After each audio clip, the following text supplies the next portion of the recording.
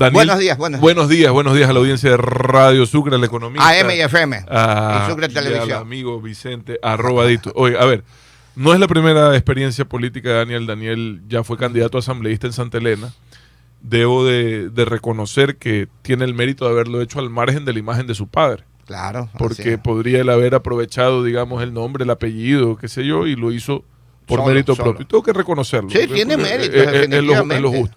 Pero igual segundo, no se puede cortar totalmente ese cordón umbilical. No. Siempre hay una conexión. Padre es padre. Y segundo, salvo que esté totalmente distanciado de la campaña y la política, como en mi caso, que yo tengo a mi familia siempre lejos de la parte política, porque creo que no son buena mezcla, es mi opinión, y creo que es parte de lo que hay que, más allá de que tenga una familia extraordinaria que seguramente ayudaría de mucho, pero a mí no me gusta esto de la familia en la política. En todo caso, eso por un lado. Por otro lado, yo lo conozco a él desde el colegio, pues fuimos al mismo colegio, él fue compañero de mi hermano, y luego lo vi trabajar en las campañas de su papá. Él trabajó en las campañas de su papá, las que llegó a segunda vuelta, por lo menos la del 2007, me acuerdo con claridad, que él trabajaba en la campaña de su papá. O sea, tengo que decirlo porque no es que no conoce, no es que no sabe, tiene experiencia en campañas. Ahora, coincido con algo que tú decías, Vicente.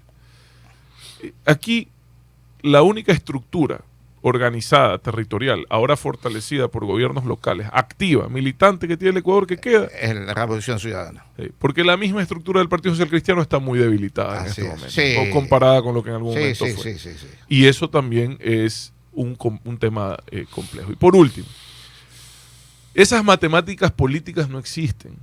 Si fuese por matemáticas políticas, yo estaría en segunda vuelta. Es igual que el fútbol. No existe la matemática política. Igual que el fútbol. Eso de que los votos de fulano y los de mengano se suman, se vienen. Los políticos no somos dueños de los votos de la gente. La gente vota como le dice su corazón, ¿ya? Y a veces como le dice también su bolsillo, porque la situación económica es dura y a veces la gente vota más por una alternativa para salir adelante. Pero el voto es más emocional que racional. Sí, ¿ya? señor. Y por eso digo lo del corazón.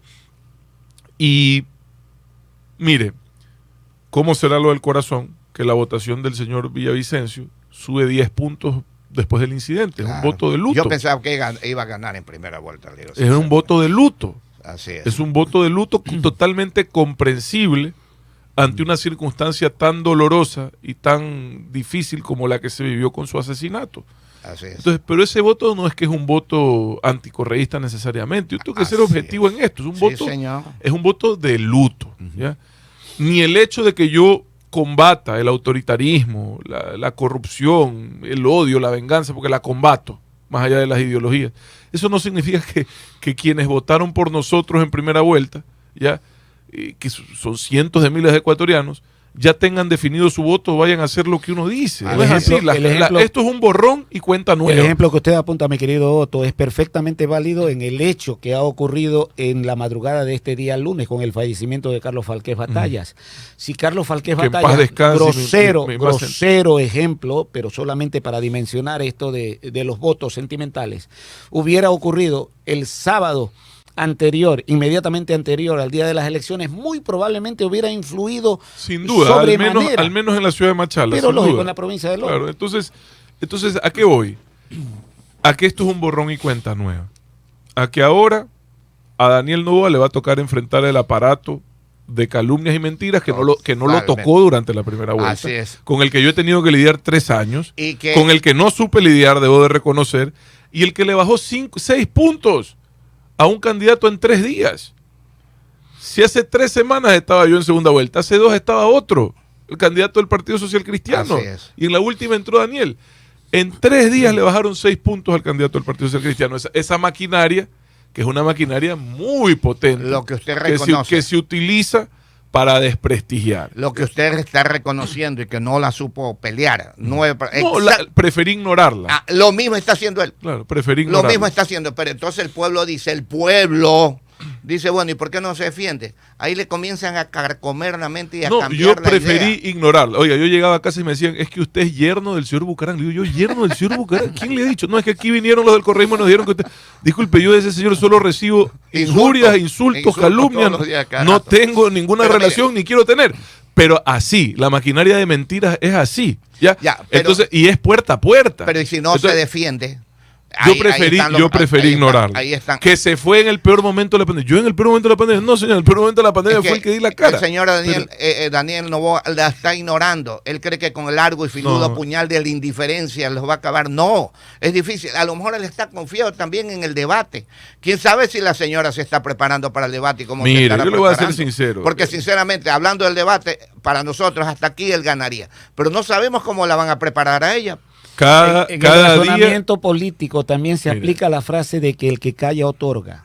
Así es. A propósito de no defenderse. Yo preferí ignorar las mentiras y las calumnias porque si me bajo al lodazal, ese no es mi ámbito. No, ni siquiera usted debe defenderse. Mucha gente debe defenderlo afuera, menos el candidato. Pero se necesita estructura. Claro. 8 y las 8. Sobre todo territorial, que si bien las redes sociales son importantes, potentes y que seguramente son lo que lo catapultaron a Daniel más que a nadie, claro, por la falta de resistencia principalmente, fruto de no haber sido víctima de ningún ataque de ningún tipo. ¿ya? Así es, porque no creían que iba a llegar donde llegó. Nadie, pues estaba en 3% hace 2 semanas. Así es. ¿ya?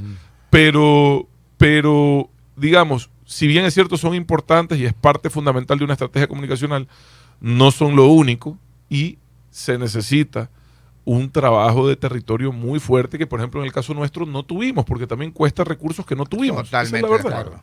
Ahora, faltan 7 minutos para las 8. Estamos conversando con el ex candidato a la presidencia de la República, Otto Sonnenholster. Aparte, hablando de Daniel Noboa, ¿lo va a apoyar o no lo va a apoyar? Usted personalmente. Mire, él ha dicho que no quiere el apoyo de nadie, lo dijo públicamente y eso yo lo tengo que respetar. Lo que yo puedo decir es que en lo personal, y a usted le constará más que a nadie, siempre he luchado contra el autoritarismo. Sí, señor. Siempre he defendido las libertades. Así es. ¿ya? Y siempre he luchado contra la corrupción. Y creo que en ese sentido el socialismo del siglo XXI representa ya no un proyecto hace mucho tiempo de país, sino un proyecto que a mi criterio viene es por un tema de impunidad, venganza y odio que yo tendré que en alguna forma, digamos, contrarrestar. ¿ya? Y en ese sentido trabajaré siempre.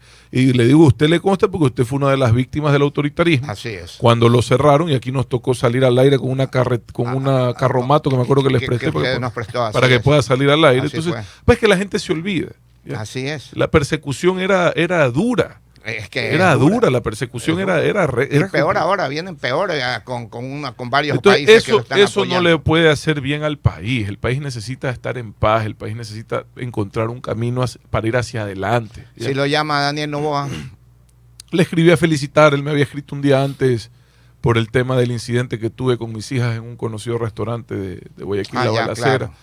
Yo lo conozco, lo aprecio, le deseo lo mejor, sin duda le deseo lo mejor, pero insisto, no voy a participar de su campaña y no lo ha pedido. Ahora, yo estoy para ayudar al país. Ahí están nuestras propuestas, las mejores, honestas, transparentes, serias, de cómo reactivar la economía desde la inversión pública, de cómo controlar las cárceles, de cómo darle... ¿Te gustaría ser ministro de Finanzas? No, gracias. Yo no vuelvo a ser parte... Verá, para que después me achaquen un gobierno en el cual yo no tomo las decisiones. Así es. No, gracias. Lo que pasó con lo de Moreno, por que Dios, al final tuvo que pagar a lo mejor esa factura. Es probable, es parte de la campaña también sucia. De decir, yo salí de un gobierno con el que ya no tenía coincidencia. O haberme quedado hubiese sido un error de mi parte. Salí luego de haber estabilizado una pandemia. Pero bueno, poco hablé de eso, quizás debía haber hablado más. Claro. En todo caso, yo ya tuve una experiencia, la valoro mucho, agradezco a quienes me dieron la oportunidad. Si yo vuelvo a participar será para ayudar desde las ideas, desde el pensamiento, etcétera, pero yo participar de ningún gobierno como gabinete, no.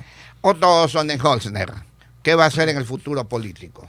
¿Se retira, no se retira? En lo personal he vuelto a mi trabajo, ¿no? Que es lo que siempre he hecho y de lo que vivo y de lo que como. Así es. Y lo hice desde el día lunes a primera hora porque además lo disfruto, me gusta trabajar, me gusta creer en el Ecuador. Y lo había dejado a un lado. Y tengo que ir a recuperar el tiempo que he invertido en la política, lo tengo que ir a recuperar en lo que no he podido trabajar en mi negocio. Pero bueno, en la política, mira, ahora tenemos 8 legisladores que me han encargado que tratemos de construir una bancada. Nos faltan 6 y ese objetivo lo tenemos en los próximos días. ¿Se va a preocupar usted políticamente a trabajar como de la mano con ese grupo esos legisladores? Tenemos agenda en común, agenda legislativa que preacordamos antes de participar, que la vamos a cumplir. Por ejemplo, ¿quiénes son? Adrián Castro en Azuay, Steven Ordóñez en El Oro, Lucía Pozo en Imbabura, Pedro Velasco en El Carchi, Karina Subía, asambleísta nacional, asambleísta, pues en la provincia de Morona, Santiago. Bueno, me voy a acordar si él está entrando ahorita. Tener un grupo de 6 no es malo en la 8 asamblea. son 8.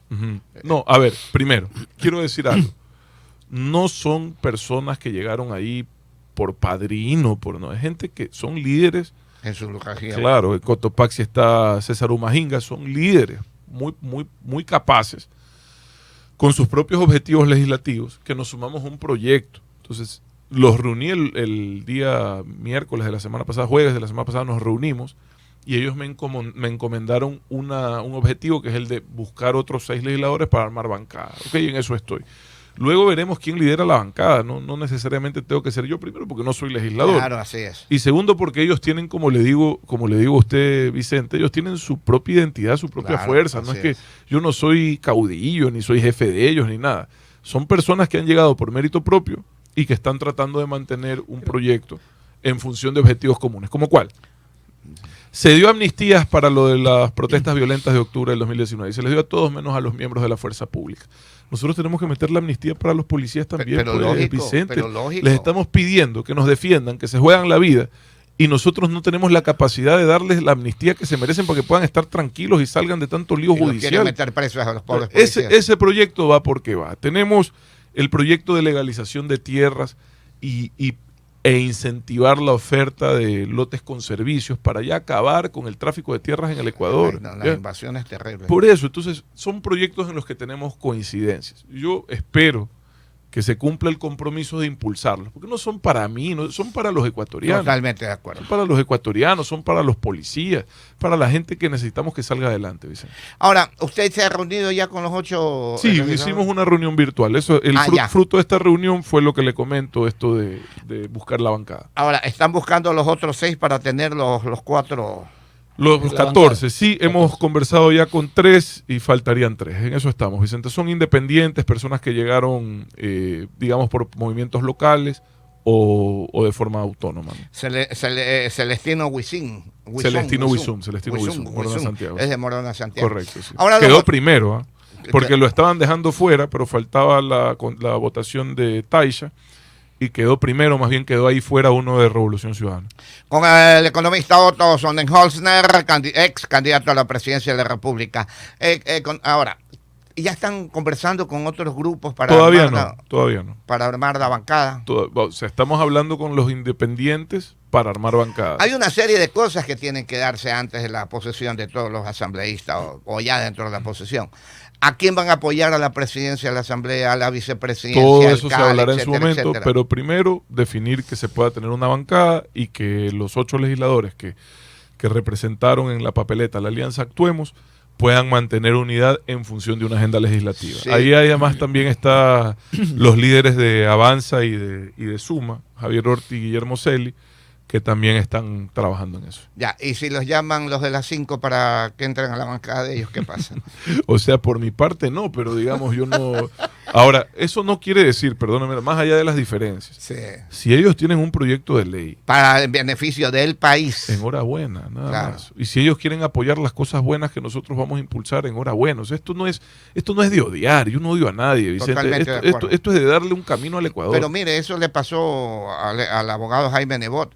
Él entró con los correístas en ciertos proyectos que beneficiaban al país y le vino la bandera roja al abogado. Pero mire, yo creo que ahí hubo otra cosa que para mí ahí tenían una coincidencia que era la de desestabilizar un gobierno malo como el actual, claro. ¿Ya? Y esa fue más bien la cuestión, ¿no? Porque no fue solo por las votaciones, tuvieron alianzas en otros temas que ya pasó a ser una pugna de ellos contra el gobierno actual. Eso no le quita que el gobierno actual era un gobierno, sigue siendo un gobierno, digamos, que deja mucho que desear, pero esa unidad que hicieron ya también sumó a que terminemos en esta situación, Vicente. Miren, yo creo que no hemos comprendido la gravedad de la situación actual. Esta es una situación compleja. Totalmente. Estamos yendo a votar por un presidente que va a estar un año. Así es. Porque nosotros de aquí a un año estamos en elecciones de nuevo. ¿Qué se puede hacer? Entonces yo lo que le pregunto es, ¿este va a ser un presidente que entiende que tiene que llegar a tomar decisiones complicadas? ¿O que quiere reelegirse? Si se quiere reelegir y no quiere tomar las decisiones que hay que tomar, estamos fregados. Sí. ¿Ya? Y no lo van a reelegir. Mire, si es que no toma decisiones adecuadas. Y si no las toma también hay un riesgo electoral porque los resultados no se van a ver sino en el mediano plazo. Entonces yo me metí en esto dispuesto a tomar decisiones complejas, porque sé que ya no aguanta más el país, necesita reactivar la economía, necesita recuperar la seguridad. Pero si vas a ser presidente candidato, se te va a complicar esa gestión. ¿Ya? Entonces el que llega tiene que definir si es que realmente está ahí para cambiar las cosas en un año, tomar las decisiones que hay que tomar o no. A veces uno no entiende a los políticos. En muchos casos se dice que año y medio es muy poco y en otros casos se dice que año y medio es bastante. Yo digo que es bastante. 8-2, y le digo por qué. Si es que vas a actuar, si es que vas a tomar decisiones, es bastante. ¿Ya? Yo he estado en un cargo poco tiempo y se puede hacer mucho. ¿Ya? Si vas a reactivar la economía, si vas a definir. Nosotros teníamos identificadas las obras, por ejemplo, como la vía desde Naranjal hasta Río 7 en la ruta Guayaquil-Machala, que están listas, son cosas que están listas, que si tú llegas con la disposición, la capacidad y el conocimiento de gestión, las pones a andar. 2.000 millones de dólares en el caso nuestro, en obras como esas. ¿Ya? Presionando burocracia. Y sobre todo sabiendo dónde están los recursos y sabiendo dónde están, cómo romper las trabas. Hay un refrán popular que dice que te metiste a soldado y ahora tienes que aprender. Esa cantaba mi abuelita, cantaba la canción.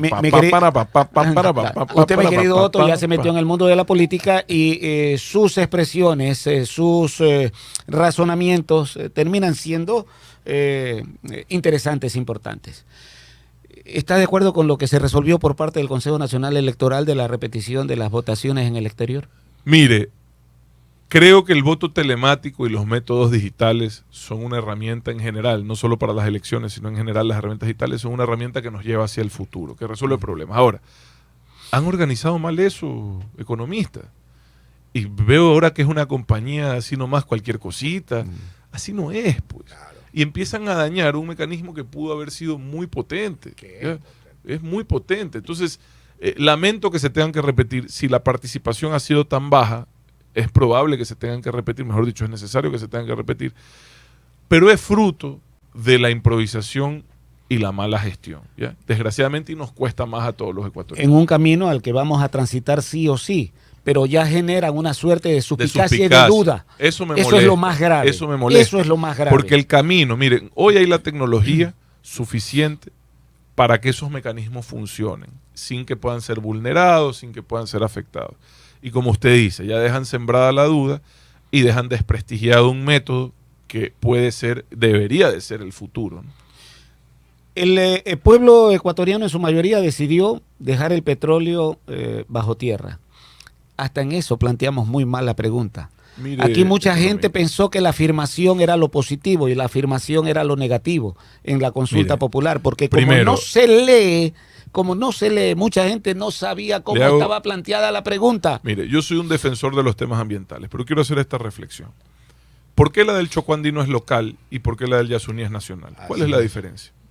Primero, siempre debió haber sido local. En Orellana ganó el no. ¿Ya? Siempre debió haber sido local, mi opinión, primero. Segundo, ¿de dónde va a salir los 600 millones de dólares que cuesta desmontar eso? Yo le digo una cosa, y lo dije abiertamente. De yo haber ganado la presidencia y estado en segunda vuelta, tengo que ser sincero con los ecuatorianos. No hay esa plata para desmontar eso en un año. Lógico. Y esos 600 millones de dólares los necesitamos ahora, en seguridad, con urgencia, porque nos están matando. Todos los días son balaceras, asesinatos, sicariatos, secuestros. Nos están matando. Esa plata se necesita en seguridad y en reactivación económica en este momento. Tercero, la decisión está tomada y hay que desmontar ese tema. Hay un costo económico importante del desmontaje y luego una pérdida en ingresos para el Estado grande, ¿ya? Pero hay que hacerlo en otro plazo, hay que ir a hablar de los plazos. No se puede hacer, es imposible hacerlo en un año. Sería una barbaridad. Que será en 3, puede ser, dependiendo de cómo mejoren las cosas y viendo cómo compensamos producción petrolera en otro lado. Pero es grave, esa decisión tiene un impacto fuerte. Lo que se hace en ley se deshace en ley. El nuevo gobierno, ante estas circunstancias, podría replantear una nueva consulta popular, aunque cada consulta también nos cuesta como 80 millones de dólares. Mire, yo creo que es complicado. Yo lo que digo es que hay que encontrar a través de la Corte Constitucional mecanismos, dadas las circunstancias extraordinarias y probablemente la llegada de un fenómeno del Niño, en donde vamos a necesitar cada centavo. Dígame usted, ¿cómo en esas circunstancias sacamos una plata que no hay para desmontar eso? Explíqueme.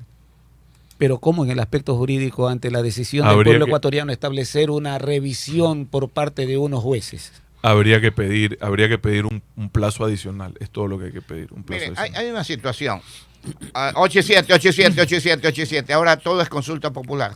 ¿Y para qué está la Asamblea? Sí. Bueno, pero eso era, vuelvo Vicente, eso debió haber sido, como fue la del Chocó Andino, esa debió haber sido una consulta local. Es mi opinión, siempre lo dije desde el primer día. Es que ahora todo es consulta, ¿para qué está la Asamblea? Se duplican acciones definitivamente y con qué cantidad de billetes que se Pero en el caso de ese tema puntual debió haber sido una consulta local, mi opinión. Insisto en eso porque de aquí en adelante, ¿cómo decides tú en Guayaquil lo que ocurre en la provincia de Orellana o Napo, que también parte de la reserva del Yasuní está ahí, del Parque Nacional? ¿Cómo? A tanta distancia. Es que ¿saben qué pasa? Para la gente de Orellana, eso sí significaba tener más ingresos, significaba tener empleo, tener otras oportunidades. Entonces, hay que estar en los zapatos de los verdaderamente afectados. Pero para lógico. Y ellos están totalmente en contra. Ok, ¿algo más, economista? No, que siempre quedan inquietudes, porque claro... Pues mándelas. 888. Vaya al corte, tiene que ir a comer. No siempre deben prevalecer los beneficios de la mayoría. Perdón, es que, le repito, para mí, es mi opinión personal. Claro. En los temas de impacto ambiental, quienes deben de decidir son los que están en la zona de incidencia del proyecto. Es mi opinión personal. Uno no debe de hacer un proyecto si la gente alrededor no está de acuerdo y debe de mantenerlo si la gente alrededor lo respalda. Los proyectos que tienen impacto ambiental, sobre todo de explotación de recursos naturales no renovables, necesitan tener a la comunidad integrada para generar empleo, desarrollo y bienestar. Necesitan tener programas de remediación ambiental para compensar el impacto que generan y necesitan tener sostenibilidad económica. Y supuestamente con toda la tecnología no se garantiza de alguna manera, de alguna forma que eso va a ocurrir. Mire, economista, es verdad que las tecnologías han mejorado y es verdad que se puede hacer ese tipo de actividades con menor impacto. Sin embargo, impacto siempre hay, riesgo siempre existe, no lo podemos negar. Por eso le digo, hay que tener planes no solo de mitigación, sino también de remediación y de compensación, ¿ya? Es decir, si yo impacto con X, digamos, en toneladas de dióxido de carbono, que es la unidad de medida para medir el impacto ambiental en materia de cambio climático, ¿ya? ¿Cuánto voy a reforestar? ¿Cuánto voy a compensar? La ciencia o el estudio de lo ambiental permite no solo la remediación, la mitigación, sino también la compensación, ¿ya? Y todo proyecto tiene que ser aprobado así. Ahora, si son proyectos... Claro, se presume que es así. Claro. Lo que pasa es que, y aquí tengo que decir cuál es el problema, sobre todo en el tema de minería, que hay mucha informalidad y mucho abuso. Su candidata vicepresidencial era una experta en todos estos temas. Y por eso la habíamos traído a trabajar. Como la norma es tan dura, tan rígida, ¿ya? Hay, desgraciadamente, funcionarios que se prestan para la corrupción de esto. Entonces, no, y empresas, porque donde hay un funcionario que se corrompe, hay empresas que están corrompiendo. Y empresas que en vez de cumplir la normativa, empiezan a saltarse, digamos, las normas en función de coimar o sobornar. Y por eso usted tiene una explosión de la minería ilegal en el país. No hay control. Perdóneme, yo volví a Zamora ahora en la campaña, luego de 2 o 3 años. A Zamora, estuve en Yanzasa, bueno. Los ríos, la cantidad de explotación minera ilegal es una brutalidad, sin ningún tipo de control. Y los únicos que están ahí paseando las camionetas del Arcom y no están haciendo nada. ¿Qué es eso? Es tan grosero que nadie ve que hay 180 retroexcavadoras trabajando en un sitio. Y lo mismo pasa en casi todas las provincias de la Amazonía y pasa en la provincia del Oro. Entonces, hay una crisis gravísima de la ilegalidad y la informalidad. Yo no estoy en contra de esas actividades. Solo creo que se tienen que hacer bien y en los lugares donde se puede hacer o no se debe de hacer. Nada más. Si lo quiere hacer en una zona muy frágil, es mejor que no lo haga, mi opinión. Nada más. Ok, 8 y 11. ¿Va a descansar hasta el 2025? No, yo estoy trabajando, amigo querido. No, políticamente. Bueno, verá, dejemos que pase esta elección, claro, veamos, analicemos con calma porque lo que está ocurriendo. Creo, insisto, hago énfasis en lo que ustedes venían hablando y sobre todo se lo digo a quienes están en la campaña del señor Noboa y quienes hacen estas matemáticas políticas. Señores, esto es un borrón y cuenta nueva. Sí, señor. ¿Ya? Es una nueva campaña. De hecho, usted ya ve a la candidata del correísmo ya con otro tono, con otra cosa. Se ha cambiado hasta el físico ahora para querer llegar más a la juventud. Ya, entonces, esto es otra campaña y son 2 meses. Sí, señor. 2 meses. Ya es más larga que la anterior. Sí, ya señor. los errores no pasan desapercibidos. El foco está solo en 2. Sí. Van a recibir, ahora sí, prepárense para la maquinaria de calumnias, ataques e injurias, sí. que es una maquinaria potentísima. ¿ya? Sí, señor. Y veremos cómo termina esto. Para finalizar, mi querido economista, ¿va a votar por don Daniel? Yo ya le acabo de decir que yo nunca estaré del lado del socialismo del siglo XXI. Que vota por Daniel. Y le digo nuevamente, no por razones personales, yo no odio a nadie, sino que es un modelo que no ha servido en ninguna parte. Y que en el Ecuador, más allá del respaldo importante que tienen, lo objetivo es que dejaron un país inviable en un hueco económico del cual todavía no logramos salir, esa es la verdad. Más allá de los temas de corrupción, de autoritarismo, que también son graves y que los combatí en su momento, es un modelo que no es viable, que pone en riesgo la dolarización, que pone en riesgo la institucionalidad del país. Es una gran verdad, y con Araujo adelante, viva, abajo el dólar. 8:12. Muchas gracias, economista. Lo molestamos en otro momento. Gracias, amigos. Siempre un gusto venir a Radio Sucre. Un abrazo a la audiencia. Este es suyo, mi querido economista.